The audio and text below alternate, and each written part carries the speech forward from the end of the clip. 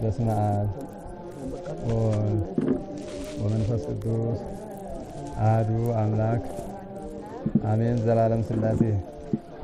የተከበሩ ክቡር አባታችን ቆሞስ አባ ኃይለማርያም፣ እዚህ ታላቅ ደብር አስተዳዳሪ፣ የተከበራችሁ ሊቃውንተ ቤተ ክርስቲያን፣ አይንተ እግዚአብሔር ካህናት፣ ለተልእኮ የምትፋጠኑ ላይካነ ምስጢር ዲያቆናት፣ ምእመናን አባቶች፣ ምእመናት እናቶች፣ እንዲሁም እህቶች፣ ወንድሞች፣ ሕፃናትም ጭምር በወደደና ባከበረን ፍቅሩን በሞት በገለጸልን በልዑል እግዚአብሔር ፍጹም ሰላምታ ሰላም እላችኋለሁ። እንደምን አደራችሁ? እንደምን አደራችሁ? አሜን። መመስገን የባህሪ የሆነ እግዚአብሔር አምላካችን በሀብት ስቦ በረድኤት አቅርቦ በመግቦቱ ሰብስቦ ከዕለታት ይችን ዕለት ከሰዓት ይችን ሰዓት መርጦ ቀድሶ የሰጠን የጊዜያት የዘመናት ባለቤት እግዚአብሔር አምላካችን ስሙ የተመሰገነ ይሁን። እንዲሁም እሱን ጠርተን እሷን የማንለያት ሰዓሊተ ምሕረት አቁራሪተ መዓት እማምላክ ወላዲተ አምላክ የሰማዕታት እናት የመላእክት እህት ድንግል ማርያም ጻድቃን ሰማዕታት ደናግል መነኮሳት እሱ እንዳከበራቸውና እንደወደዳቸው መጠን ክብርና ምስጋና ይድረሳቸው። ቅብኡ ርእሳክሙ ወህጽቡ ገጸክሙ፣ ራሳችሁን ተቀቡ ፊታችሁን ታጠቡ። ቃሉን የምናገኘው ጌታችንና መድኃኒታችን ኢየሱስ ክርስቶስ ባስተማረው የወንጌል ክፍል ሐዋርያው ቅዱስ ማቴዎስ በጻፈልን በማቴዎስ ወንጌል ምዕራፍ 6 ቁጥር 17 ላይ ይሆናል። እግዚአብሔር አምላካችን በዚህ ኃይለ ቃል እንድንነጋገር እኔ የምናገርበትን አንደበት እናንተ የምታስተውሉበትን እዝነ ልቡና ያድለን። ፊታችሁን ታጠቡ ራሳችሁን ተቀቡ። ምን ስታደርጉ ነው ይህንን ያለው? ጾምን ስትጾሙ ኢትኩኑ ኢትጹሙ ከመመደለዋን፣ እንደ ግብዞች ናችሁ አትጹሙ እያለ ይመጣና ከ16 ጀምሮ ስንመለከት እዚህ ላይ ሲደርስ እናንተስ ስትጾሙ እንደ ግብዞች አትሁኑ፣ እነዚያ ለሰው ለመታየት ራሳቸውን አጠውልገው ፊታቸውን አጥቁረው እወቁልን ይውልን እያሉ ይገለጻሉና እንደነሱ አትሁኑ። በአማን ነሱ እስቴቶሙ፣ እነሱ እውነት እላችኋለሁ ዋጋቸውን አገኙ ይለናል። ዋጋቸው ምንድነው? በሰው ዘንድ መመስገን ነው። ዋጋቸው የነሱ ጾመኛ፣ ጸሎተኛ፣ ጸዋሚ፣ ታራሚ ተብሎ በሰው አንደበት መመስገን ነው። ዋጋቸውን በምድር አገኙ፣ በሰው አንደበት ተመሰገኑ ብሎ ይገልጽና እናንተስ በምትጾሙ ጊዜ እንዲህ አትጹሙ አለ። ራሳችሁን ተቀብታችሁ ፊታችሁን ታጥባችሁ ጹሙ እንጂ። አሁን ይህንን ሳነሳ በጾም ቅቤ እንቀባለን እንዴ ልትሉ ትችላላችሁ። መጻሕፍት ሰም ወርቅ እያሉ ይገልጻሉ። የመጻሕፍት ቋንቋ በዚህ ነው የሚሄደው። ሰም ማለት የምናውቀውን ማሳየት ነው። ወርቅ ማለት ደግሞ በምናውቀው የማናውቀውን ረቂቅ የሆነውን ነገር እንድንመለከት ማድረግ ነው። ቅቤ የተባለ ምንድነው? ፍቅር የተባለ ምንድነው? የሚለውን እንድንመለከት ነው ይሄን ኃይለ ቃል ያነሳሁት። ጌታችን ኢየሱስ ክርስቶስ በዚህ ዓለም ከሰማያ ሰማያት ወርዶ ከድንግል ማርያም ተወልዶ ዘወረደ ብለን ያለፈውን ሳምንት እያከበርን መተናል። ዘወረደ ብለን ስናከብር መውረዱን መወለዱን እያሰብን ነው። ለማን ተወለደ? ምን ሊያደርግ ወረደ? ለምን ወደዚህ ዓለም መጣ? የሚለውን እያሰብን የክርስቶስን ወደዚህ ዓለም መምጣት ረቂቁ መግዘፉን ኃያሉ ድኩም ስጋን ለብሶ በደካማ ስጋ መገለጡን ልዑሉ ትሁት ሆኖ ከሰዎች እንዳንዱ ራሱን በአርአያ ሰብ መግለጡን የምናስብበት ዕለት ነው። ዛሬ ደግሞ ቅድስት ብለን እናስባለን። ቅድስት ማለት ምን ማለት ነው? ጌታችን ኢየሱስ ክርስቶስ ይችን ዕለት ቅድስት ብለው እንዲጠሯት ሊቃውንትን በምስጢር አናግሯቸዋል። መምህራንን በምስጢር እንዲራቀቁ ኃይለ ቃል እንዲናገሩ የሚያደርግ እርሱ ነውና ቅድስት ማለትም የተለየች የተመረጠች የተከበረች ዕለት ነው። የዐቢይ ጾም ሁለተኛ ሳምንት ላይ ደርሰናል። ጌታችን ኢየሱስ ክርስቶስ በዚህ ችለት ነው ጾምን የጀመረው። ያለፈውን ጾም ሳምንቱን ስናስብ ቤተክርስቲያን በብዙ ቋንቋ ትገልጸዋለች። የጾም መግቢያ ወደ ዋናው ጾም መንደርደሪያ ሰው ሊሮጥ ሲፈልግ ወደ ኋላ ተሽቀንጥሮ ወደፊት እንዲበር እንደዚህው ወደ ኋላ ከጾሙ ለቅድስቷ ጾም እንበቃ ዘንድ ራሳችንን እናዘጋጅ ዘንድ ከኋላ ጀምረን ዘወረደ ብለን እንድናስብ አደረገ። በዚያ ዘወረደ ብለን እያሰብን እየጾምን መተን ክርስቶስ ራሱ የጀመራትን ዕለት ዛሬ ደግሞ ቅድስት ብለን እናስባለን። ይህችን ዕለት ስለ ሶስት ነገር ቅድስት ብሏታል። ቅዱስ ያሬድ በቤተ ክርስቲያን የዜማ መጻሕፍት ክፍል ጾመ ድጓ በሚባለው ክፍል ውስጥ ከፍሎ ለእያንዳንዱ አመስጥሮ አራቆ ተናግሯል። ከሱ በኋላ የተነሱ እና አባ ጊዮርጊስ ዘጋስጫም የዚህን ዕለት ሳምንት ክፍል ሰርተውልናል። ቅድስት ማለት የተለየች፣ የተመረጠች፣ የተከበረች ከዕለታት የተመረጠች ዕለት። አስቡት፣ ብዙ ዕለታት አሉን፣ ብዙ ጊዜያት አሉን። ከዕለታት ተመርጣ ይህች ዕለተ ሰንበት ደግሞ ቅድስት ተብላ ተሰጥታናለች። ቅድስት መባሏን የሰው ልጆች ይቀደሱባት ዘንድ ክርስቶስ ስራ የጀመረባት ለሰው ልጅ ሁሉም ድህነትን ሀ ብሎ ፊደልን ልጅ እንዲማር እርሱም የሰው ልጆች ለማዳን በጾም ስራ የጀመረበት ዕለት ነው። የሰው ልጅ ኃጢአትን ሲሰራ በመብል ይጀምራል። እንደዚሁ ጽድቅን ሲሰራ በጾም ይጀምር ዘንድ መድኃኒታችን ኢየሱስ ክርስቶስ በቅዱስ ዮሐንስ መጥምቀ መለኮት እጅ ከተጠመቀ በኋላ ሳይውል ሳያድር ዕለቱን ጾምን ነው የጀመረው። ዛሬም ቤተክርስቲያናችን ያንን ነው የምታስተምረን። በዚህ ጾም ክርስቶስ ሶስት ነገሮችን ድል ነስቶልናል።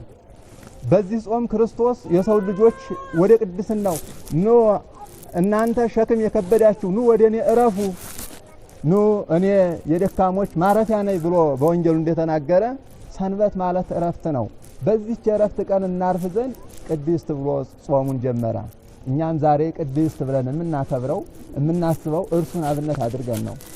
የጥንት የነገሮች ሁሉ መጀመሪያችን ነውና ኮነነ በኩረ ወጥንተ ለሁሉ ግብር ሰናይ፣ ለበጎ ነገር ሁሉ ለበጎ የተጋድሎ መሰረት ሁሉ በኩር ሆነን ይለናል። የነገሮች ሁሉ የበጎ ነገሮች ሁሉ መገኛ እርሱ ነውና በጎ የሆነውን ጾም ጀምሮ እንድንጀምር አደረገን። በዚህ ጾም ሶስት ነገሮችን ድል ነስቷል። አንደኛ ትዕቢትን፣ ሁለተኛ ስስትን፣ ሶስተኛ ፍቅረ ነዋይን። እነዚህ ሶስት ነገሮች የሰው ልጆች አርስተ ኃጣው ተብለው ይጠራሉ። የሰው ልጅ መጀመሪያ የወደቀባቸው እነዚህ ሶስት ነገሮች ነበሩ። እነዚህ ሶስት ነገሮች ለሰው ልጅ ድል ከተነሱለት ኃጢአት ሊያሸንፈው አይችልም። ሔዋን መጀመሪያ ስስትን ገንዘብ ስታደርግ ዕፀ በለስን ተመልክታ ወአፍተዋ ከመትደቅ ላይ ለሁ ያንን አይታ ልትወድቅበት ዘላ ልትበላ ልትቆርጥ ጓጓሽ ሳሳችላታል። ስስትን ገንዘብ አድርጋ ነበረ አምላኳን የካደች። አዳምን በዚህ ተጠልፎ ነበረ፣ በስስት ነበረ የእግዚአብሔርን ስልጣን የእግዚአብሔርን ክብር ሲፈልግ የራሱን ክብር ያጣው። ሁለተኛው ትዕቢት ነው። አምላክነትን መሻት የትዕቢት ነው። አዳም አምላክነትን ሽቶ ነበረ። ሰይጣን ባሳየው መንገድ ተመርቶ የሰይጣንን ሐሳብ ሰምቶ አምላክነትን ሲሻ ተሰናክሎ ወደቀ። ያ የማይገባውን ስልጣን ሲመኝ እግዚአብሔርን አጣ። ገነትን ያህል ቦታ እግዚአብሔርን ያህል ጌታ አጣ። በትዕቢት ከክብራቸው የተዋረዱ ብዙዎች ናቸው። በትዕቢታቸው ከፍ ከፍ ካሉበት ወደ ታች ተንኮታክተው የወደቁ ብዙዎች ናቸው። አቤ ወተለአለ ከመ አርዘ ሊባኖስ ወሶበ እገብ ኃጣዊ ሽጎ እንዳለ መዝሙረኛው ዳዊት ከፍ ከፍ ያሉ ሁሉ ባዶ ይሆናሉ። የትዕቢት አባት ዲያብሎስ ነውና እርሱ ያሳየውን መንገድ ተመርቶ በትዕቢት አዳም ተሰናክሎ ነበረ። አስቡት። ፍቅረ ነዋይ ነው ሶስተኛው የኃጢአት ራስ ከሚባሉት መካከል። ፍቅረ ነዋይ ማለት እኛ እንደምናስበው ወርቅ ብር መፈለግ ብቻ አይደለም። ፍቅረ ነዋይ ማለት ይሄ የምናየውን ገንዘብ ብቻ ሰብስቦ መያዝ ብቻ አይደለም። በፍቅረ ነዋይ ብዙዎች ራሳቸውን ያጠፋሉ። በፍቅረ ነዋይ ብዙዎች ሰዎችን ያጠፋሉ። ፍቅረ ነዋይ የኃጢአት ሁሉ ራስ ተብሎ የተገለጸበት አዳም በፍቅረ ነዋይ ነው። መንግስትን መውደድ ፍቅረ ነዋይ ነው። መንግስት የበላይነትን ያሰጣል። የእግዚአብሔርን መንግስት ምድራዊውን ተሰጥቶ ሰማያዊውን ካልገዛው ማለት ፍቅረ ነዋይ ነው። አስቡት። ትዕቢት፣ ስስት፣ ፍቅረ ነዋይ በአዳም ሲሰለጥኑ ገነትን አጣት።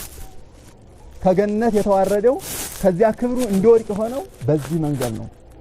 ይህንን መሰረት አድርጎ ዲያብሎስ ድል ነስቶታልና አዳምን ክርስቶስ ደግሞ የሰው ልጆች ዕዳ በደል ሊያስወግድ የሰው ልጆች ፍዳ የሰው ልጆች ኃጢአት የሰው ልጆች መርገም ሊያጠፋ መጥቷልና በተረታንበት ድል በተነሳንበት ድል ይነሳ ዘንድ እነዚህን ነገሮች ጀመረ። አስቡት። ለነገሮች ሁሉ እርሱ በኩራችን ነውና የሰው ልጆች የተሰናከሉበትን በመብል የወደቀውን የሰው ልጅ በጾም አነሳው። በስስት የወደቀውን የሰው ልጅ በትዕግስት በትዕቢት የወደቀውን የሰው ልጅ በትሕትና መልሶታል። ገዳመ ቆሮንቶስ ገብቶ 40 መዓልት 40 ሌሊት ጾመ። ከጾም በኋላ ፈተና አለ። ሰው ሲጾም ነው ፈተና። ብርሃን ሲበራ ታዋሲያን ከጨለማ መካከል ወደ ብርሃኑ እንዲሰበሰቡ ጾመኛ ስንሆን ታራሚ ስንሆን ወደ እግዚአብሔር ስንቀር ፈተናዎች ይበዛሉ። የረሃብ ፈተና ይመጣል። የስስት ፈተና ይመጣል። ብላ ጠጣ የሚል ለኔ ብቻ አድርገው የሚል ፈተና ይመጣል። ያን ድል እንድንነሳ ድል ነስቶ አሳየ። ትዕቢት ይመጣል። የሰው ልጅ ያለውን በዚህ ዓለም ወጥቶ ወርዶ አካፍሎ መብላት የሚያቅተው ስስትና ፍቅረ ነዋይ ሲያድርበት ነው። ፍቅረ ነዋይ በልቡ ይነግሳል። ፍቅረ ነዋይ በልባችን እንዳይነግስ እነዚያን አርእስተ ኃጣውእ ድል እንድንነሳ መሰረት ሆነ። ወደ ርዕሴ ልመለስ። ለዚህ ሁሉ ለነዚህ ለሶስቱ ኃጣውእ ድል መንሻ ምን አድርጉ አለን? ስትጾሙ ራሳችሁን ተቀቡ፣ ፊታችሁን ታጠቡ አለ። ይህ ቅብ ምንድነው ስልት? ቅብ ማለት ለሰው ልጆች ኃይል ሰጭ ነው። ለሰው ልጆች ብርታት ነው፣ ጤና ነው። ቅቤ ካያችሁት ከውሃ ላይ ብታደርጉት ከላይ ነው የሚቀመጠው። ፍቅርን አንግሳችሁ ኑሩ ነው። ፍቅር ነው ቅብ የተባለው። ፍቅርን ተቀብታችሁ ኑሩ ነው። ቅብ ይረሐቀ ይላሉ አባቶቻችን በትርጓሜያቸው ሲተረጉሙ ቅብሰ ፍቅረ ደቂቀ ጓለ እመሕያው። ቅብ የተባለ የሰው ልጅ መውደድ ነው። እውነተኛ ፍቅር ነው።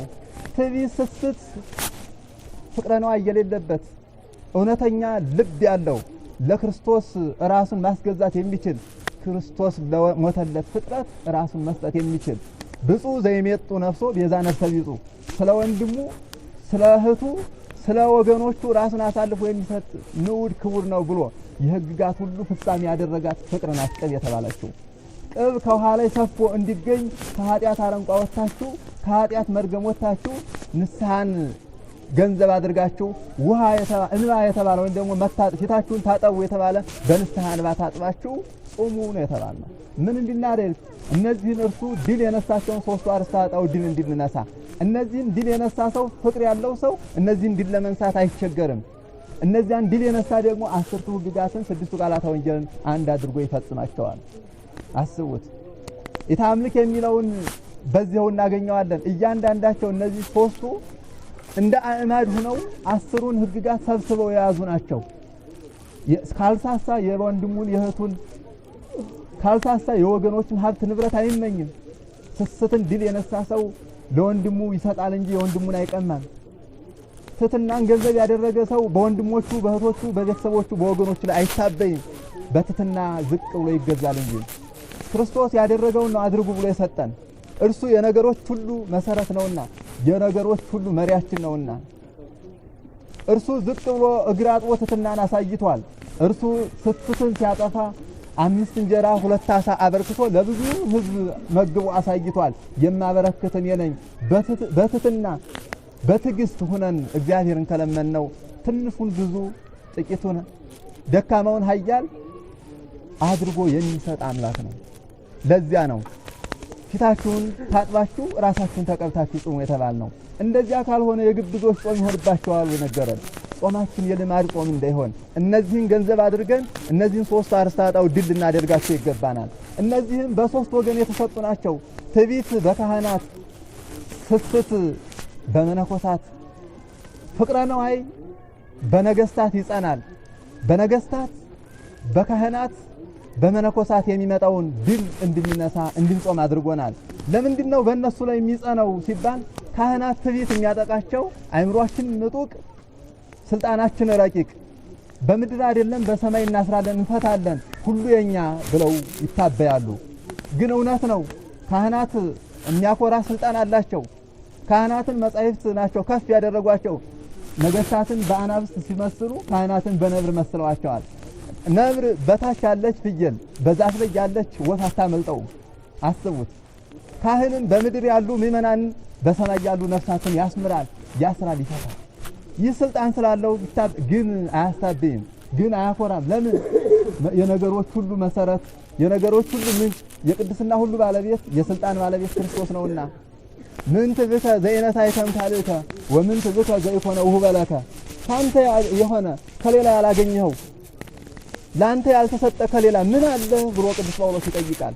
ከሌላ ያላገኘነው የለም። አሳብኝ ግን በዚህ እሱ ሰይጣን የሚጠቀሙበትን አይቶ ድል ለመንሳት የሚጠቀሙበትን ያላቸውን ተመልክቶ ባላቸው ነገር ስቦ ለመጣል ይፈታተናል። ካህናትን በትዕቢት ይፈትናቸዋል፣ ግን በትሕትና ይገለጻሉ። ካህናት አባቶቻችን እዩዋቸው፣ ራሳቸውን ዝቅ አድርገው ሌት በማህሌት ቀን በቅዳሴ እግዚአብሔርን ለማገልገል ምእመናንን ለማስማር ስለ ሕዝቡ ስለ ወገኖቹ ሁል ጊዜ ቆሞ የሚጸልየውን ካህን ተመልከቱት። ሁል ጊዜ በትሕትና ጌታ ኢየሱስ ክርስቶስ የኔን የባሪያህን ኃጢአት እያለ ራሱን በትሕትና ስለ ሕዝቡ የሚያስታኩተውን ተመልከቱት። ይሄ ትሕትናን ገንዘብ ማድረጉን ነው የሚገልጸው። የተሰጠውን ስልጣን ለእግዚአብሔር ክብር መገለጫ ወይም ደግሞ እግዚአብሔርን እንዲያገለግልበት አድርጎ መገኘት ይህ የትሕትና መገለጫ ነው። ስስት ለመነኮሳት ምንድነው ስትሉ እንዴ መነኮሳትን ስስት የሚያጠቃቸው አያርሱም አይቆፍሩም። መነኮሳት ከቤታቸው የሚያረቡት ሀብት የሚያረቡት ንብረት የላቸውም። ሲሹት አያገኙትምና አስቡት። እኛ ለከርሞ ለነገ ብለን እንቆጥባለን። አስቡት። በልተን ለዘር እናስቀምጣለን። አካውንታችን ላይ ከሌለ ከቤት ቢኖረንም አናም እነሱ ምንም የላቸውም። ሲሹት ስለማያገኙት በረሃብ በጾም ተቀተው ራሳቸውን ቀተው ስለሚኖሩ እንዲሳሱ ይፈትናቸዋል። ክርስቶስ በገዳም የመነኮሳትን ሕይወት ይባርክ ዘንድ በስስት የመጣውን ዲያብሎስ በትዕግስት እንጀራና በውሃ በእንጀራ ብቻ አይኖርም በእግዚአብሔር ቃል እንጂ አለ። ይህ ምስጢሩ በእግዚአብሔር ቃል ያለው የሰው ልጅ የሚድን በሩቅ ብእሲ አይደለም በስግው ቃል ነው እንጂ መለኮት በተዋሃደው በሰማያዊ አምላክ በእርሱ ፍጹም ሰው ፍጹም አምላክ በሆነ በክርስቶስ ነው እንጂ በሩቅ ብእሲ አይድንም ሲል ነው። ነገር ግን በጊዜው ሰይጣን ያመጣውን ሐሳብ በትዕግስት መለሰበት። 40 ቀን ጾሞ ተራበ። አስቡት። ስለኛ ነው የተራበው። እርሱ የተራበው ራብ እኛ እንደምንራበው ተገደን እንደምንራበው አይደለም። እርሱ የተራበው የሰው ልጆች ፍቅር ነበረ። እርሱ የተራበው በፈቃዱ የሰው ልጆች ተርበው የነበሩትን ያጠግብ ዘንድ እሱ ተራበ። ሲራብ ሰይጣን ወደ ክርስቶስ ቀረበ። አስቡ። ሰይጣን ወደ አዳም ሲሄድ በስጋ ከይሲ ተሰውሮ ነበረ። ክርስቶስ ደግሞ በዚህ ዓለም በስጋ ሰብ ነው የተገለጸው። ያቀርበውና ያን ድል የነሳበትን መንገድ አይቶ ድል ይነሳው ዘንድ ነው። ወበከመ ተሃባ ሰይጣን ውስተ ስጋ ከይሲ በጉሩቱ ከማሁድነትና ኮነ በተሰውሮ ተቃለ እግዚአብሔር ዘመዲነ። ሰይጣን በስጋ ከይሲ ተሰውሮ የሰው ልጆች ድል እንደነሳ አዳምና ሔዋን ድል እንደነሳ ክርስቶስን በስጋ ሰብ ተገልጾ ዲያብሎስን መኑ ውእቱ ዝንቱ እያስባለ ድል ነሳ። ያን አድርጎ አሳየ። ፍቅር ያለው ሰው ያ ቅብ የተባለ ፍቅርን ገንዘብ ያደረገ ሰው በወንድሙ ላይ አይቀናም። ቅዱስ ጳውሎስ በአንደኛ ቆሮንቶስ ምዕራፍ 13 ቁጥር 1 ጀምረን ስንመለከት ፍቅር ያስታግሳል፣ ፍቅር አያቀናናም፣ ፍቅር ሁሉን እንድንሰጥ ያደርጋል፣ ፍቅር ሁሉን እንድናደርግ ያደርጋል። ፍቅር የነገሮች ሁሉ የሕጉ ፍጻሜ ነው ይላል። የሕጉ ሁሉ ፍጻሜ ፍቅር ነው። ተቀብታችሁ ጾሙ ማለት በፍቅር ጾሙ ነው። ጾምን እየጾምን ያለ ፍቅር ከሆነ ክንፍ የሌላት ወፍ ልትበራችንም። ፍቅር የሌለው ክርስቲያን ቢጾም ከረሃብ የዘለለ ሕይወት አይኖረውም። ስትጾሙ በንስሐ እንባ ታጥባችሁ በፍቅር ሆናችሁ ጾሙ ነው። ለተራቡ እንድናዝን ረሃብን እንቀምሳለን። አስቡት። ትዕቢት እንዳይሰማን ያለ አንድ እንጀራ መቆም እንደማንችል እንድናውቀው እስከ 9 ሰዓት ቆይተን ሰውነታችን ይርዳል፣ ይደክማል። አስቡት። ትሕትናን ገንዘብ እንድናደርግ፣ ትዕቢትን ከልባችን እንድናጠፋ፣ ትዕግስትን ገንዘብ እንድናደርግ ከቤት እንጀራ እያለ ውሃ እያለ የሚበላ የሚጠጣ እያለ እህሉ እያለ እህሉን በትዕግስት እስከ ሰዓት እንቆያለን። በእነዚህ ድል የምንነሳው ደግሞ ይህን ፍቅርን ገንዘብ ስናደርግ ነው። ቅዱስ ዮሐንስ አፈወርቅ አንድ ቃል ብሏል። ይሄን ልበልና ትምህርት ያላጠቃልል። ፍቅርሳ ይታገብር እኩየ ወይታሄል ህሱነ። ፍቅር ክፉ አታስደርግም ማለት ክፉም አታሳስብም ማለት እንተሰ ናንግሳ ወንሽማ በላይ ለና እንኪያስ ፍቅርን በላያችን ላይ እናንግሳት፣ በላያችን ላይ እናሰልጥናት። እስመ ዛቲ ኢቲ ስነ ትእዛዝ በጎ ትእዛዝ ይችናትና ይለናል። ቅብ የተባለ ያ በራሳችን ላይ የምንቀባው ቅቤ አይደለም፣ ፍቅር ነው። ፊታችሁን ታጠቡ የተባልን በውሃ ታጥቦ ተቀብቶ መውጣት አይደለም፣ በንስሐ እንባ መታጠብ ነው። ለበደልነው በደል ለሰራነው ኃጢአት በካህናት ፊት ተናዘን እግዚአብሔርን ማረይ ብለን ወደ እርሱ ስንመለስ እርሱ በምሕረት ይመለስልናል። እግዚአብሔርን ይቅር በለይ ብለን ወደ እግዚአብሔር ስንቀርብ እርሱ በምሕረት ወደኛ ይቀርባል።